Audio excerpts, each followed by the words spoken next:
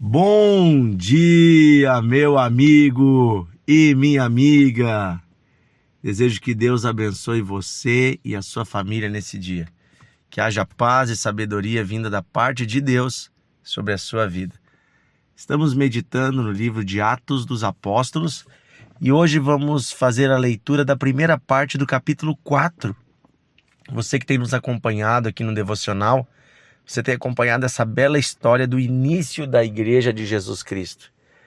E nós vimos de que forma linda Jesus derramou o seu Espírito sobre os apóstolos e as testemunhas de Jesus, homens e mulheres comuns, como eu e você, que receberam o Espírito Santo lá no dia de Pentecostes e então começaram a testemunhar de Jesus. Depois nós vimos de que maneira linda, 3.000 pessoas se converteram diante daquela primeira pregação de Pedro. E aí no dia seguinte, Pedro e João vão ao templo, enxergam um homem doente, paralítico, declaram o nome de Jesus a este homem e o homem é curado. Pelo nome de Jesus ele se levanta, ele começa a andar e a multidão vem e Pedro anuncia a eles o arrependimento através da fé em Jesus Cristo, a salvação, o perdão de Deus a todos que creem e se arrependem. E aí então vem o capítulo 4. Vamos ver o que acontece diante de tudo isso, Diz assim, capítulo 4, versículo 1 do livro de Atos. Enquanto Pedro e João ainda falavam ao povo, chegaram os sacerdotes, o capitão do templo e os saduceus, ressentidos porque os apóstolos estavam ensinando o povo e anunciando em Jesus a ressurreição dos mortos. Prenderam Pedro e João e os recolheram ao cárcere até o dia seguinte, pois já era tarde. Porém, muitos dos que ouviram a palavra creram, subindo o número desses homens a quase 5.000. No dia seguinte, as autoridades, os anciãos e os escribas se reuniram em Jerusalém, com o sumo sacerdote Anás, com Caifás, João, Alexandre e todos os que eram da linhagem do sumo sacerdote. E colocaram os apóstolos diante deles e perguntaram: com que poder ou em nome de quem vocês fizeram isso? Então Pedro, cheio do Espírito Santo, lhes disse: autoridades do povo e anciãos, visto que hoje somos interrogados a propósito do benefício feito a um homem enfermo e do modo como ele foi curado, saibam os senhores e todo o povo de Israel que em nome de Jesus Cristo, o Nazareno, a quem vocês crucificaram e a quem Deus ressuscitou dentre os mortos, sim, em seu nome é que está curado este homem na presença de vocês. Este Jesus é a pedra que vocês, os construtores, rejeitaram. Olha só, mas ele veio a ser a pedra angular. E não há salvação em nenhum outro, porque debaixo do céu não existe nenhum outro nome dado entre os homens, pelo qual importa que sejamos salvos. Veja que autoridade, que sabedoria que Deus deu a Pedro nesta pregação. Eu quero dizer uma coisa para você, meu amigo. Muitas vezes você vai fazer o bem, muitas vezes você vai fazer as coisas de Deus e você vai encontrar oposição. Primeiro, porque há uma luta espiritual. Satanás não quer que as coisas de Deus aconteçam. Satanás não quer que seus filhos se convertam. Não quer que a sua família busque a Deus, que a sua família vá à igreja. Ele não quer que as pessoas conheçam Jesus no seu trabalho. Então ele quer que você se cale. E mesmo que você faça coisas boas. Aqui Pedro e João estavam sendo interrogados porque foram usados por Deus para curar um homem. Pensa, a acusação é que eles estavam fazendo o bem. Mas o problema é que eles estavam fazendo em nome de Jesus. quando usamos a autoridade do nome de Jesus, além de ter o poder dele, nós também passamos pela mesma perseguição que Jesus passou. E assim como Jesus foi perseguido e oprimido, nós também nesse mundo passamos por opressões e perseguições. A segunda coisa que me chama a atenção aqui é que as autoridades que estavam ali e prenderam Pedro e João eram os líderes da religião na época, eram os líderes do templo, eram os líderes das seitas religiosas. Sabe o que acontece muitas vezes? É que algumas pessoas se apoderam de cargos e autoridades dentro de algumas estruturas religiosas, e ao invés de usar esses lugares para dar a glória a Deus e para deixar o Espírito Santo fazer o que ele quer, essas pessoas se ressentem quando alguém é usado por Deus que não é elas. Aqui diz que eles estavam ressentidos. De certa forma, eles estavam enciumados.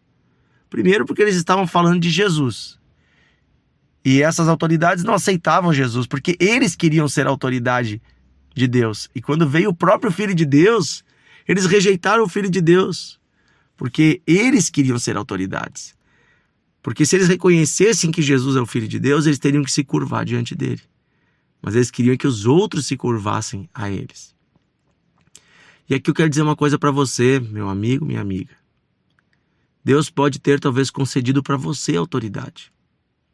Autoridade na igreja, autoridade na sua casa, na sua família, no seu trabalho, na sociedade. Quem sabe você tem uma autoridade. Que você use essa autoridade da forma correta.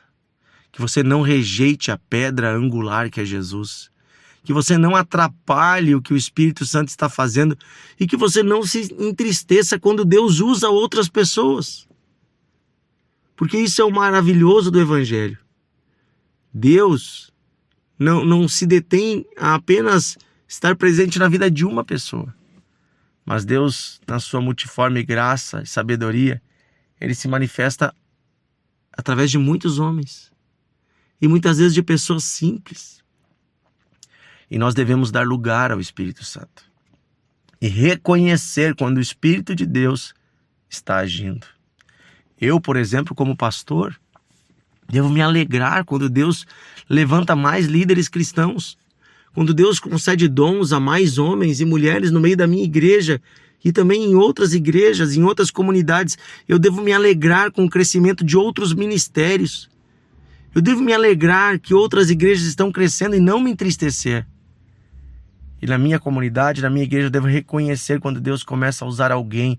Eu devo dar lugar, eu devo permitir, eu devo abençoar, eu devo enviar. Porque eu não devo ser um líder ressentido. Pelo contrário, eu tenho que colaborar com a vontade de Deus. Em muitas igrejas, quando um líder vê outra pessoa sendo usada por Deus, ele fica bravo. Ele corta, aquelas asinhas daquela pessoa. Porque no fundo, ele não ama Deus. Ele ama o seu cargo. Ele ama a sua honra. Ele ama ser ele o centro das atenções. Mas quem faz isso já perdeu a essência do Evangelho de Jesus Cristo há muito tempo. Amém? Que eu e você possamos ser totalmente diferentes disso. Que a igreja brasileira seja totalmente diferente disso. Que a igreja no mundo afora, os líderes amem ver os dons de Deus se multiplicando no meio da igreja. Eu creio e eu espero que a próxima geração que está vindo de líderes, de jovens, de obreiros, de homens e mulheres vá mais longe do que eu fui. Pregue mais do que eu prego, tenha mais dons do que eu tenho. Por quê? Porque é tudo para a glória de Deus. Amém? Querido Deus e Pai, eu quero pedir que o Senhor nos dê um coração como o de Jesus. Não um coração mesquinho, não um coração egoísta, competitivo, mas um coração colaborativo com o Teu reino. Que cada um de nós possa vibrar e se alegrar com o que o Senhor está fazendo.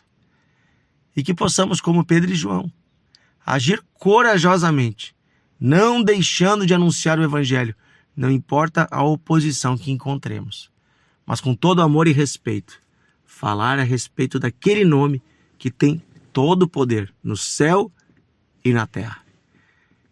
Senhor, nos abençoa, nos dá um espírito santo, nos dá um espírito leve, nos dá um espírito, Senhor, que não seja de competição, que não seja, Senhor, de nenhum tipo de arrogância, mas que possamos ter um coração que te ama e que ama a próxima geração e que ama ver a tua obra crescendo. Senhor, transforma-nos em doadores, em multiplicadores. Ajuda-nos a sermos fiéis também, Senhor, no dízimo e na oferta, para que a tua obra vá mais longe. Que não venhamos a reter a bênção que o Senhor nos deu, mas venhamos a dar e multiplicar no teu reino. É o que pedimos hoje, Senhor. Eu também peço hoje, Pai, por pessoas que estão nos ouvindo e que estão passando por dias difíceis. Amigos e irmãos que nos ouvem agora, Senhor, que tem um desafio, que tem uma luta, quem sabe uma enfermidade, quem sabe uma dificuldade no casamento, quem sabe, Senhor, uma situação difícil para resolver. Eu peço que agora a tua graça seja concedida a esta pessoa, que haja o renovo da tua presença sobre a vida deste homem, desta mulher, e que toda obra das trevas seja desfeita pelo poder do nome de Jesus. Que haja vida em abundância, que haja paz e saúde, que haja alegria nesta casa. Eu abençoo você, meu amigo, pelo nome de Jesus. Amém e amém. Que Deus abençoe você. Eu quero convidar você a gastar uns minutinhos compartilhando o devocional para que mais pessoas possam receber e também ser abençoadas por Deus.